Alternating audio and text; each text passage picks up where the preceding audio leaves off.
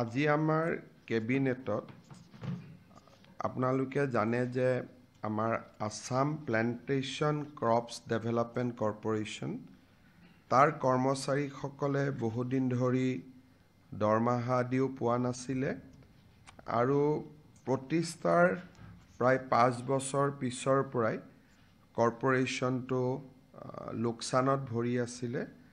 আজি কেবিনেটে তাৰ কৰ্মচাৰীসকলক VRS দিয়াৰ বাবে সিদ্ধান্ত গ্ৰহণ কৰে আৰু তাৰ কাৰণে কেবিনেটে 6 কোটি টকা মঞ্জুৰি দিয়ে।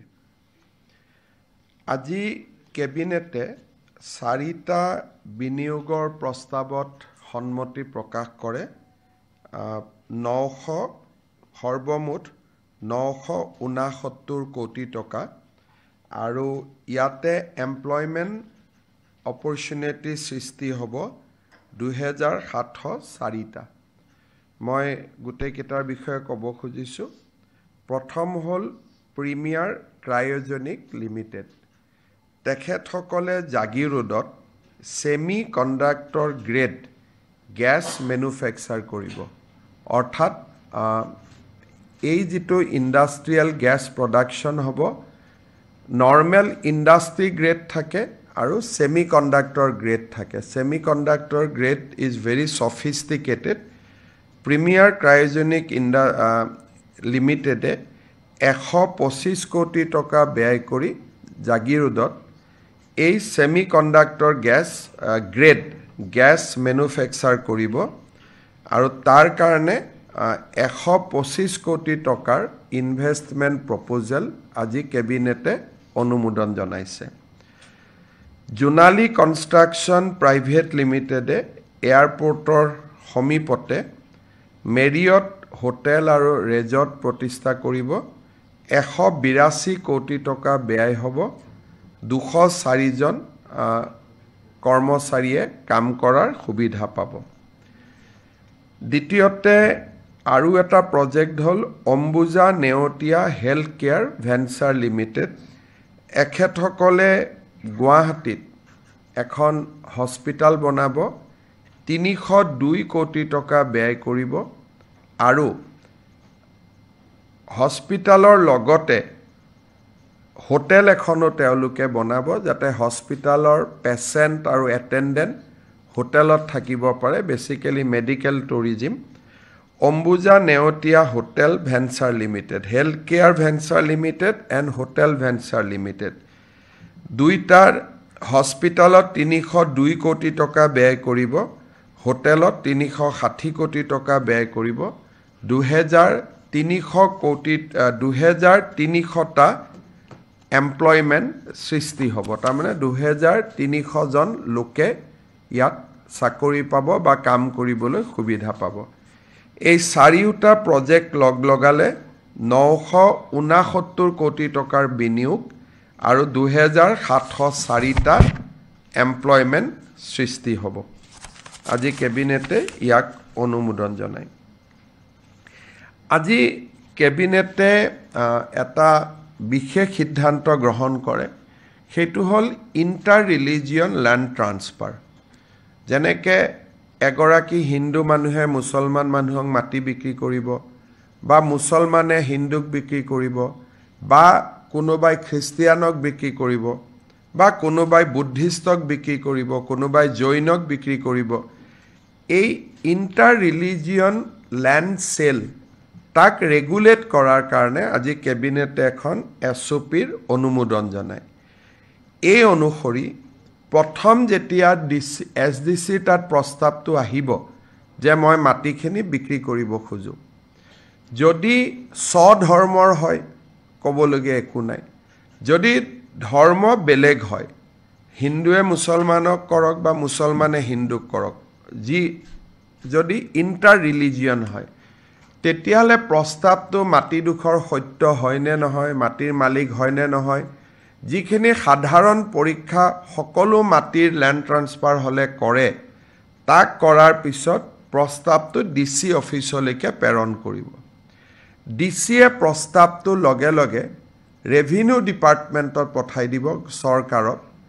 ৰেভিনিউ ডিপাৰ্টমেণ্টত এজন নোডেল অফিচাৰ থাকিব ৰেভিনিউ ডিপাৰ্টমেণ্টে প্ৰস্তাৱটো পোৱাৰ পিছত ৰেভিনিউ ডিপাৰ্টমেণ্টে স্পেচিয়েল ব্ৰাঞ্চক অসম পুলিচৰ স্পেচিয়েল ব্ৰাঞ্চলৈকে প্ৰস্তাৱটো প্ৰেৰণ কৰিব স্পেচিয়েল ব্ৰাঞ্চে 4টা বিষয় চাব যে ই ফ্ৰডুলেণ্ট নেকি বা কোহেচিভ নেকি ইলিগেল ট্ৰান্সফাৰ নেকি বা কোনোবাই যদি মাটিটো কিনিব খুজিছে তাৰ টকাৰ সোৰ্সটো কি মানে বিত্তটো ক'ৰ পৰা আহিছে whether it is a white money or black money সেইটো চাব তাৰ পিছত চাব যে এই মাটিটো বিক্ৰী কৰিলে তাৰ সামাজিক গাঁথনিটোৰ ওপৰত কেনেকুৱা প্ৰভাৱ পৰিব তাক পৰীক্ষা কৰিব চতুৰ্থতে ৰাষ্ট্ৰীয় নিৰাপত্তাৰ দিশটো পৰীক্ষা কৰিব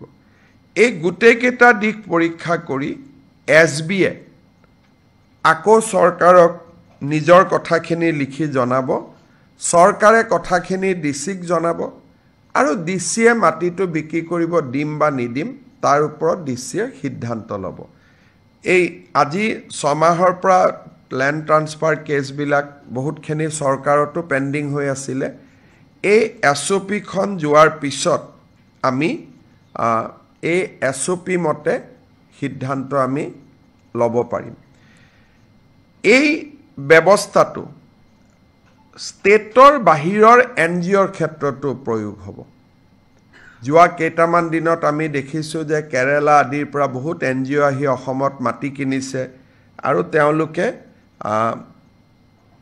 কিছুমান অনুষ্ঠান পাতিছে হয়তো ভৱিষ্যতৰ দিনত সেই অনুষ্ঠানবোৰ ৰাষ্ট্ৰীয় নিৰাপত্তাৰ কাৰণে ভাবুকি হ'ব পাৰে সেইকাৰণে অসমৰ এনজিঅ'ই মাটি কিনিলে কোনো প্ৰচিডিউৰত আহিব নালাগে কিন্তু অসমৰ বাহিৰৰ যদি কোনোবা এনজিঅ'ই অসমত এডুকেশ্যনেল ইনষ্টিটিউট কৰাৰ কাৰণে মেডিকেল কলেজ কৰাৰ কাৰণে নাৰ্ছিং কলেজ কৰাৰ কাৰণে যদি বাহিৰৰ ৰেজিষ্টাৰ্ড এনজিঅ'ই যদি অসমত মাটি কিনিব খোজে এই সেম প্ৰচিডিউৰৰ মাজেদি তেখেতসকলো যাব লাগিব কেবিনেটে আজি এইকেইটা সিদ্ধান্ত গ্ৰহণ কৰে অহাকালি আমাৰ ভূপেন হাজৰিকাৰ জন্ম শতবাৰ্ষিকীৰ ওপৰত আমি আমাৰ যিখন কমিটি সেই কমিটিখনৰ আমি এখন মিটিং পাতিছোঁ প্ৰধানমন্ত্ৰী ডাঙৰীয়া অৰিজিনেলি 8 ছেপ্টেম্বৰত অসমত অহা কথা আছিলে কিন্তু ভাৰতৰ উপৰাষ্ট্ৰপতিৰ নিৰ্বাচন 9 তাৰিখে অনুষ্ঠিত হ'ব প্ৰধানমন্ত্ৰী ডাঙৰীয়াই সেয়েহে 8 তাৰিখৰ পৰিৱৰ্তে অসমত 13 আৰু 14 দুদিনীয়া ভ্ৰমণসূচীলৈ তেখেত আহিব গতিকে প্ৰধানমন্ত্ৰীৰ লগত যিখিনি জড়িত কাৰ্যসূচী সেইখিনি আমি ভূপেন হাজৰিকা শতবাৰ্ষিকীৰ লগত তাক আমি 13 তাৰিখে কৰিম কিন্তু শতবাৰ্ষিকীৰ অনুষ্ঠানটো আমি 8 তাৰিখে আমি পালন কৰিম 8 তাৰিখৰ অনুষ্ঠানটো আমি কেনেকৈ পালন কৰিম তাৰ ওপৰত আলোচনা কৰাৰ কাৰণে কালি আমাৰ জন্ম শতবাৰ্ষিকী কমিটিৰ এখন আমি মিটিং দিছোঁ তাতে আপোনালোকক মিটিঙৰ পিছত আমি কি ধৰণে 8 তাৰিখ দিনটো পালন কৰিম তাক আমি আপোনালোকক জনাব পাৰিম প্ৰধানমন্ত্ৰী ডাঙৰীয়া 13 তাৰিখে আহিব আৰু 13 তাৰিখে তেখেতে 5:30 বজাত ডক্টৰ ভূপেন হাজৰিকা জন্ম শতবাৰ্ষিকী অনুষ্ঠানত ভাগ ল'ব 14 তাৰিখে ৰাতিপুৱা তেওঁ মঙলদৈত যাব আৰু বিয়লি নুমলীগড় যাব আগতে এদিনত অহা কথা আছিল এতিয়া তেওঁ এটা নিশা গুৱাহাটীত কটাব আপোনালোকে ইতিমধ্যে জানে যে 29 তাৰিখে ভাৰতৰ গৃহমন্ত্ৰী ডাঙৰীয়া আৰু অসমত 3খন সভা আছে তেখেত 28 তাৰিখে অৰ্থাৎ অহাকালিয়ে তেখেত গুৱাহাটীত আহি পাব গুৱাহাটীত আহি পাই তেখেতে আমাৰ ভাৰতীয় জনতা পাৰ্টিৰ কাৰ্যালয়লৈ আহিব তাতে বিজেপিৰ কোৰ কমিটিৰ বৈঠকত তেখেতে ভাগ ল'ব আৰু নিখাৰ আহাৰ তেখেতে দলৰ কাৰ্যালয়তে গ্ৰহণ কৰিব 29 তাৰিখে ৰাতিপুৱা তেখেতে 10:30 বজাত ৰাজভৱন তাৰ পিছত আমাৰ এনডিএৰ পঞ্চায়ত সন্মিলন আৰু বিয়লি 4 বজাত তেখেতে গোলাপ বৰবৰা জন্ম শতবাৰ্ষিকীত যোগদান কৰিব তাত যোৱাৰ আগতে তেখেতে 15 মিনিট সময় আমি যেটো জ্যোতি বিষ্ণু সাংস্কৃতিক প্ৰকল্প নিৰ্মাণ কৰি আছো 5000 লোক একেলগে বহিব পৰা সেই প্ৰকল্পটো তেখেতে এবাৰ পৰ্যবেক্ষণ কৰিব অহাকালি মই আমাৰ সাংবাদিক বন্ধুসকলক অনুৰোধ কৰিম 3:30 বজাত আপোনালোক নৱ নিৰ্মিত ৰাজভৱন চাবলৈ আহিব আমাৰ ডিআইপিআৰে আপোনালোকৰ লগত কোঅৰ্ডিনেট কৰিব এটা সুন্দৰ ৰাজভৱন চৰকাৰে নিৰ্মাণ কৰি উলিয়াইছে এবাৰ গভৰ্ণৰ থকাৰ পিছতো আৰু আমি কোনেও তাক চাব নোৱাৰিম গতিকে কালি 3:30 বজাত ময়ো থাকিম আপোনালোক সকলোকে ৰাজভৱনটো এবাৰ চাবৰ বাবে আপোনালোকক আমি নিমন্ত্ৰণ কৰিছো অসমৰ ৰাজ্যপাল ইমান দিনে দুটা ৰুমত আছিলে তেখেতৰ ঘৰটো বাহিৰৰ পৰা ডাঙৰ এটা বহা ঘৰটো য'ত সকলোকে লগ পায় আৰু এটা তেওঁৰ ফেমিলিৰ কাৰণে সৰু ৰুম এটা আছিল আৰু এটা নিজে থকা ৰুম আছিল টোটেল ইমানেই ৰুম আছিলে এতিয়া এটা সময়ৰ লগত খাপ খুৱাই সুন্দৰ ৰাজভৱন চৰকাৰে নিৰ্মাণ কৰি উলিয়াইছে আপোনালোকে অহাকালি 3:30 বজাত আপোনালোকক মই ৰাজভৱনটো চাবৰ কাৰণে নিমন্ত্ৰণ জনাইছো গতিকে এইখিনি আছিলে আৰু জুমুৰৰ বাবে আমাৰ ছোৱালী সকলে চাহ বাগিচাৰ পৰা নাচিব আহিছিলে আমি তেওঁলোকক এটা মাননি বৰঙনি দিয়া কথা আছিলে ছেপ্টেম্বৰত বিটিসি নিৰ্বাচন হৈ থাকিব গতিকে মডেল কোড অফ কণ্ডাক্ট অনুসৰি আমি বিটিসি এৰিয়াত মাননি দিব নোৱাৰিম সেইকাৰণে আজি কেবিনেটে 12 অক্টোবৰ তাৰিখটো সিদ্ধান্ত লৈছে যে 12 অক্টোবৰত জুমুৰ বিনন্দনীত অংশগ্ৰহণ কৰিব অহা নাচনী বা যিসকল কলা কুশলী শিল্পী আছিল তেওঁলোকৰ পুঁজিটো 12 অক্টোবৰত ৰবিবাৰ পৰে একেদিনাই মিটিং কৰি একেদিনাই জিলা পৰ্যায়ত তেওঁলোকক দিয়া হ'ব এই কথাখিনি মই আমাৰ ছোৱালীখিনিয়ে ছেপ্টেম্বৰ আশা কৰি থাকিব কিন্তু বিটিসিৰ যেহেতু মডেল কোড আহি গ'ল গতিকে আমি দিব নোৱাৰিম সেইকাৰণে বিটিসিক পিছত দিয়া বাকি কাগজ দিয়া এইখিনি কৰাতকৈ আমি 12 অক্টোবৰতে সকলোকে একেলগে পুঁজিটো যোগান ধৰিম দেৱালীৰ আগতে সকলোৱে পুঁজিটো পাব আৰু এটা বিষয় মই আপোনালোকক 2-3 দিন পিছত হয়তো ক'ব পাৰিম আমি ব্ৰিটিছ মিউজিয়ামৰ লগত খুব ভাল কৰি কথা পাতি আছো যে অসমত কেতিয়াবা লৈ বৃন্দাবনী বস্ত্ৰখন অনাৰ বাবে কিছু মই পজিটিভ নিউজ আশা কৰিছো অহা সপ্তাহৰ ভিতৰত কোনোবা এটা দিন আপোনালোকক মাতি আনি আমি সবিশেষ জনাব পাৰিম যদি কিবা আপোনালোকৰ প্ৰশ্ন আছে কৰিব পাৰে Mr. Chief Minister, if you can brief us in English about the land transfer SOP. Today, State Cabinet has approved a SOP for inter-religion land transfer. In a sensitive state like Assam, the transfer of land between two religious groups need to be handled very, very carefully.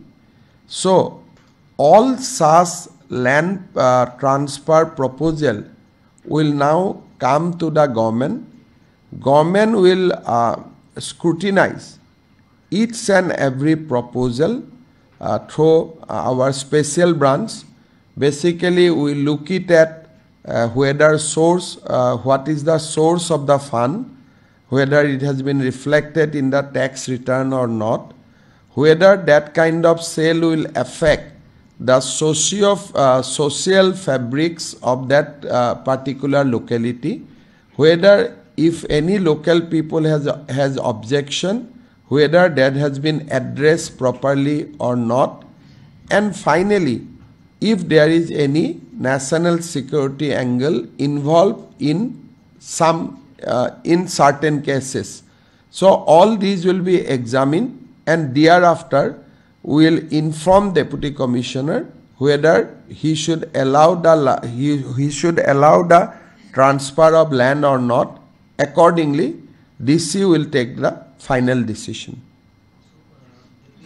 NGOs from outside the... We are also observe the same procedure where NGO from outside Assam sought to seek to procure land in Assam and basically to establish educational and health institute, etc. All such proposal will be examined from the national security angle. Only thereafter land sale permission will be allowed. However, for local NGO, which are known for their contribution, no such procedure need to be followed. এতিয়া আমাৰ কৰিমগঞ্জ বৰপেটা এনেকুৱা জাগাত কেৰেলাৰ কেইবাটাও এনজিঅ'ই মাটি কিনিছে আৰু মাটি কিনিব বৰাক ভেলিত চেষ্টা কৰি আছে আমি বহুতখিনি ক্ষেত্ৰত আমি অলপ ৰখাই আছিলো বৰপেটাত তেওঁলোকে কিনিছে কৰিমগঞ্জ আৰু শিলচৰত কিনিবৰ কাৰণে চেষ্টা কৰি আছে কেৰেলাৰ পৰা হা কেইবাটাও এনজিঅ' বিভিন্ন বিশেষ এটা ৰিলিজিয়নৰ লগত জড়িত এনজিঅ'ই অসমত ডাঙৰ মাটি কিনাৰ বাবে তেওঁলোকে কথা বতৰা বা চেষ্টা চলাই থাকা আমি গম পাওঁ বৰপেটাত তেনেকে কিনিছে কৰিমগঞ্জ আৰু কাছাৰত তেওঁলোকে বেছিকৈ কিনিব বিচাৰে কৰিমগঞ্জ মানে শ্ৰীভূমিত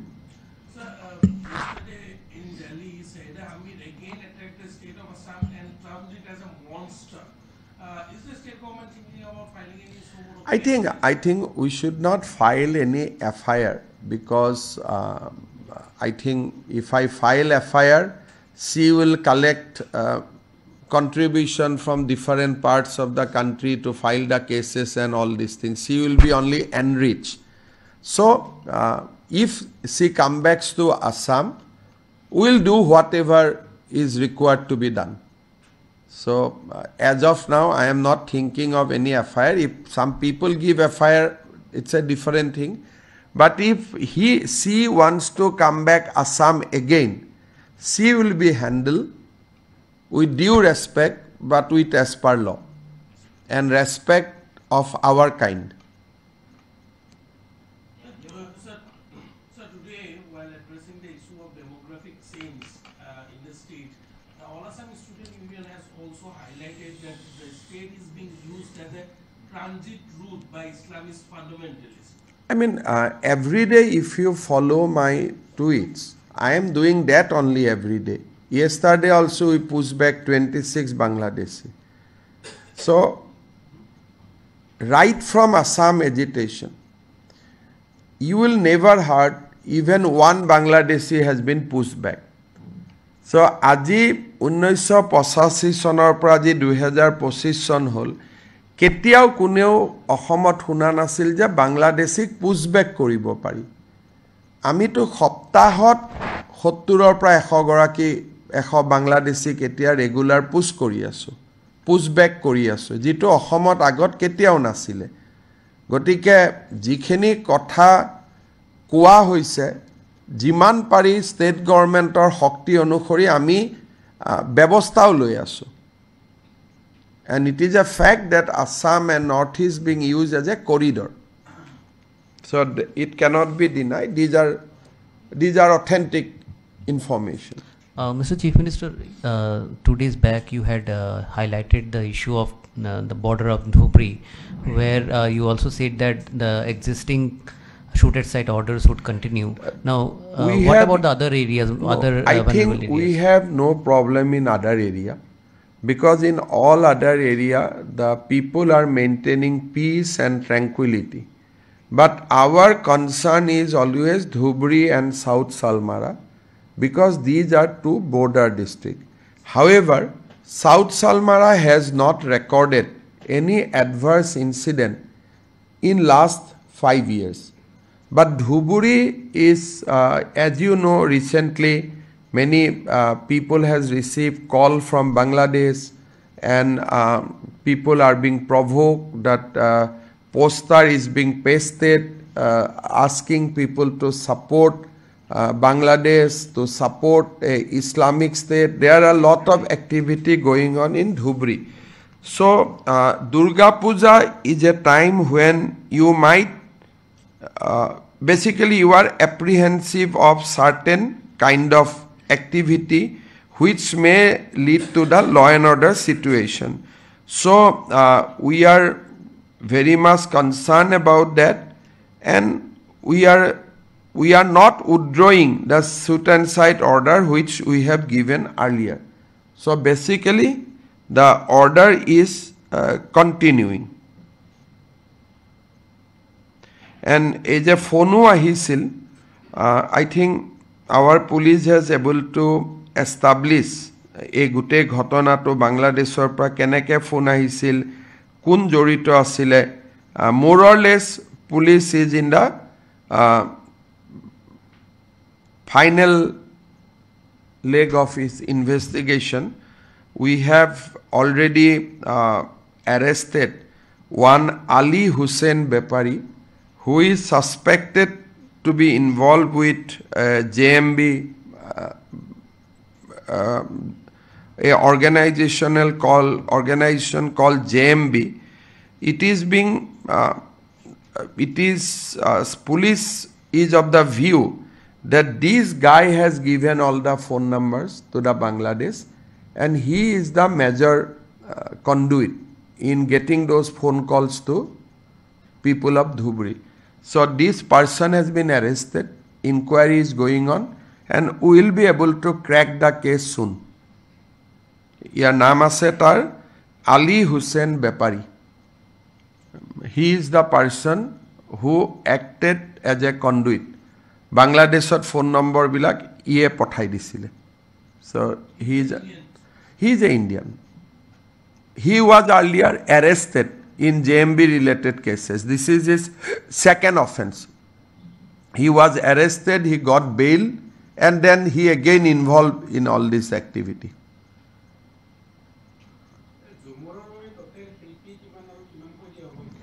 Jumurot 8,700 শিল্পী আছে, 25,000 টকা কৰি আমি যেটো অ্যানাউন্স কৰিছিল, আৰু এক্সপাৰ্ট কমিটিও আছে. এক্সাক্ট নম্বৰটো বিমল বৰাই ক'ব পাৰিব, মোৰ এক্সাক্ট নম্বৰটো মইতো অলপ ক'ব অসুবিধা হ'ব, বাট 8,700 and plus 9,000 মান ছোৱালী হ'ব, ল'ৰাও হ'ব.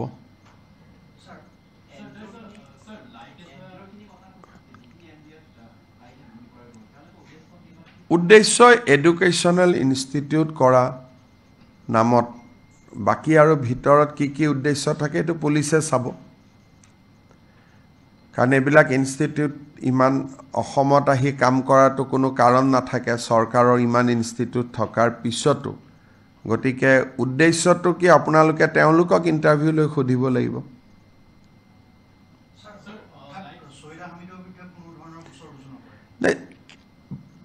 পাব্লিকে ৰুজু কৰিব, অসম চৰকাৰে ৰুজু কৰা কথাটো অসম চৰকাৰে ভবা নাই, কিন্তু আমাৰ বিজেপিৰ কৰ্মী আছে, আসু আছে, বিভিন্ন দল সংগঠন আছে, তেওঁলোকে ৰেজিষ্টাৰ কেছ কৰিলে আমি ৰেজিষ্টাৰ কৰিম. নিজাববকৈ কৰাৰ কথাটো নহয়, কিয় কাৰণে তেওঁ যিকেইটা শব্দ কৈছে সেই শব্দকেইটাত কেছটো ৰেজিষ্টাৰ কৰিলে তেওঁ বেল পাই যাব. গতিকে তেওঁক হিৰো কৰা হ'ব. গতিকে আজি যদি মই ৰেজিষ্টাৰ কৰোঁ, কালি হাইকোৰ্টে তেওঁক বেইল এটা দি দিব, তাৰপিছত আপোনালোকে নিউজ এটা লিখিব অসম চৰকাৰৰ মুখ ঠেকেচা বুলি. সেইকাৰণে মই আপোনালোকক সুযোগ দিব খোজা নাই, কাৰণ আমাৰ ইয়াত আমাৰ দুৰ্ভাগ্যবশতঃ আমাৰে সাংবাদিকবিলাকেতো ডাঙৰকৈ লিখিব নহয় অসম চৰকাৰৰ মুখ ঠেকেচা বুলি, হয় নহয়? কাৰণ আপোনালোকৰ ইণ্টেনশ্যনটোতো সদায় পজিটিভ নাথাকে. আপোনালোকৰ লগত ডিল কৰি কৰি ময়ো শিকিলোঁ নহয় বহুতখিনি.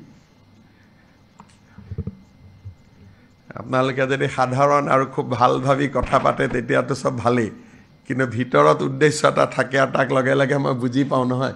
সেইকাৰণে আপুনি দুবাৰ এইটো কথা কওঁতেই মই গম পাইছোঁ যে এইটো হেডলাইন কৰিব খুজি আছে, গতিকে এইটো সুযোগ মই দিব খোজা নাই. যদি কোনোবা এগৰাকী মানুহে কয় যে মানৱীয়তাৰ খাতিৰত অমুকক আনক, তাৰ বিপৰীতে কোনো ছেকশ্যনে নাই IPCত ল'বৰ কাৰণে. গতিকে আমি সব কথা এখন চৰকাৰে সব ভাবি চিন্তি কৰে, আৰু কৰাৰ কাৰণে আজিলৈকে আমি সাকসেস হৈ আছো. নহলে 1,29,000 বিঘা মাটিটো আমি খালি কৰিব নোৱাৰিলোহেঁতেন. তেওঁৰে দেখোন নিজৰ ইণ্টাৰভিউ আছে সেইটো কাৰণেতো পংকজক গালি গালাজ কৰিলে অজিত ভূঞাই তেওঁ নিজৰ মুখেদি আগদিনাখন তেওঁ কৈ থৈছিলে যে অমুক অমুক আহিব আৰু মতা নাই যদি খেদি দিব লাগিছিলে বহাই কিয় থৈছিলে দেখে অজিত ভূঞা তাৰ কেৰেক্টাৰ এতিয়া ৰাইজে গম পায় আৰু কি নিজৰ ভিতৰতে কেনেকুৱা ষ্টেণ্ডাৰ্ডত কথা পাতিছে তাতে ওলাইছে নহয় কাৰোবাৰ টিভিৰ বিৰুদ্ধে ক'ব কাৰেজ লাগিব হাৰে মই ইমান দিনে শুনি আছিলোঁ আলফাৰ বিৰুদ্ধে ক'ব কাৰেজ লাগে অমুকৰ বিৰুদ্ধে ক'ব কাৰেজ লাগে টিভিৰ বিৰুদ্ধে কওঁতেও কাৰেজ লাগে নেকি তেওঁ নিজে তাৰ চাৰ্টিফিকেট লৈছে অমুকৰ বিৰুদ্ধে ক'ব কাৰেজ লাগিব তেওঁ কথাখিনি শুনি মোৰ ডাউট হৈছে যে এইজনে লম্ফ জম্ফ কৰি থকা সেই অজিত ভূঞা নে এজন বেলেগ অজিত ভূঞা আৰু কথাও ইংৰাজীতে কয় দুজন অসমীয়া মানুহ লগ পালে পৰেশ মালাকাৰ অজিত ভূঞা দুইজনে অসমীয়া কথা ইংৰাজীত কয় সেইটোও এটা আচৰিত দেখিলোঁ মই আমিতো ইংৰাজীত সুধিলে ইংৰাজীত কওঁ বাট প্ৰশান্ত দা মই গাড়ীত গ'লে কিয় ইংৰাজীত কথা কৈ থাকিম গতিকে এওঁলোক এটা নতুন ধৰণৰ সংস্কৃতিত সোমাই গৈছে গতিকে কৈ লাভ নাই আৰু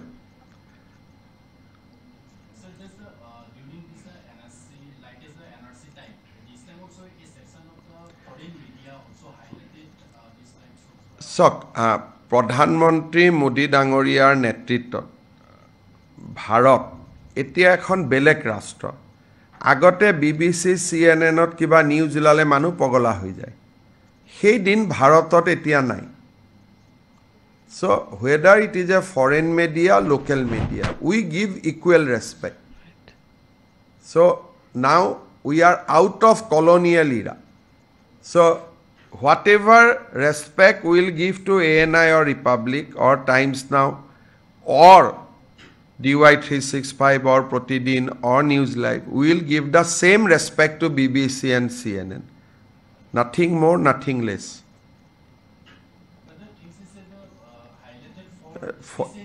You are fascinated for them. I am not fascinated because I don't see BBC. আমি ইমান বুজিয়ে নাপাওঁ ভোটটোতো BBC জাৰ্নেলিষ্টে থৰে মোক ভোট দিব গতিকে তেওঁলোকে কি লিখে তাৰ প্ৰতি মোৰ কি মানে নাচালে হৈ গ'ল চিম্পলি ইউ ডোন্ট সি ঝামেলা খতম সদায়তো বজাই নাথাকে how much give time they will give to Assam 5 minutes 10 minutes you don't see it is over I don't देखो हम लोग छोटा आदमी है छोटा छोटा काम यहाँ कर रहा हूँ इतना फॉरेन ऑरेन बुला के इतना बड़ा नहीं करना चाहिए हमारा काम बहुत छोटा है विद इन द स्टेट है जो भी एनक्रोचर है हम उनको एविक्ट करूँगा एज पर द लॉ जिसको ह्यूमैनिटेरियन कंसिडरेशन करना है उनको ह्यूमैनिटेरियन कंसिडरेशन करूँगा जो काम जैसे करना है हम लोग करते रहूँगा वो फॉरेन क्या कॉन्स्पिरेसी है नहीं है ये देखने से मेरा समय तो उसी में लग जाएगा इलेक्शन के लिए 6 महीना है अगर वही सब में पड़ जाऊं तो बाकी काम कौन करेगा मैं देखता भी नहीं हूं तो इसलिए मेरा टेंशन नहीं है अगर कोई फॉरेन कॉन्स्पिरेसी है वो तो सेंट्रल गवर्नमेंट को देखना है मुझे तो क्यों पढ़ना है ये सब में हमारा तो लोकल कॉन्स्पिरेसी से ही हमारा ऑलरेडी पेट फुला हुआ है Mr. Chief Minister, the visit of Union Home Minister is very significant. Apart from the events that he is attending, his visit also comes ahead of the BTC elections, and we have state elections in next 6 months. I think Union Home Minister will not discuss BTC election because that is a kind of a local election.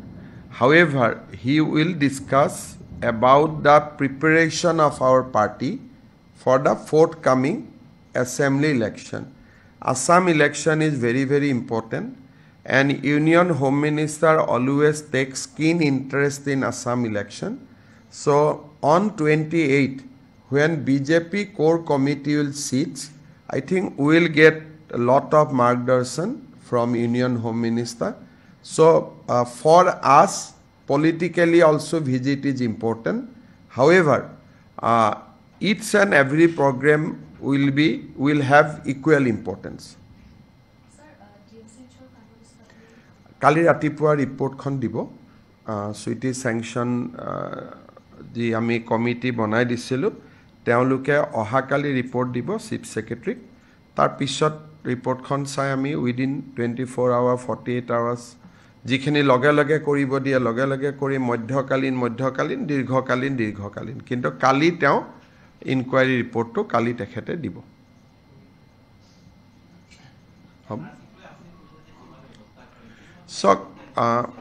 NRC খনটো অসমীয়া মানুহক ঠগাই থৈ গুচি গ'ল এতিয়া বহুত কথা আমি জানিব পাৰিছোঁ যে খিদিনাখনো মই আপোনালোকক কৈছিলোঁ যদি আৰু অলপ বুজি পায় আপোনালোকে সেইটো সময়ত বহুত নিউজ কৰিছিল যে দেউতাক ভায়েকৰ মিলন হৈ গ'ল ভায়েক ভতিজাকৰ মিলন হৈ গ'ল মামাক পুতেকৰ মিলন হৈ গ'ল সেইবিলাক আছিল পাৰ্ট অফ কনস্পিৰেচি যেনিবা মোৰ নাম 80 চনৰ ভোটাৰ লিষ্টত আছে মই মোৰ দেউতাৰ ধৰণৰ একে নাম 71 চনৰ ভোটাৰ লিষ্টত বিচাৰি লৈছোঁ লৈ পেলাই তেওঁক মই দেউতা বুলি ক্লেইম কৰিছোঁ আৰু তেওঁৰ নাম NRCত সোমাই গৈছে বিভিন্ন জায়গাত এটা ক্লজ আছিলে অৰিজিনেল ইনহেবিটেন্ট বুলি বিভিন্ন জায়গাত আমাৰে দুই এজন অফিচাৰে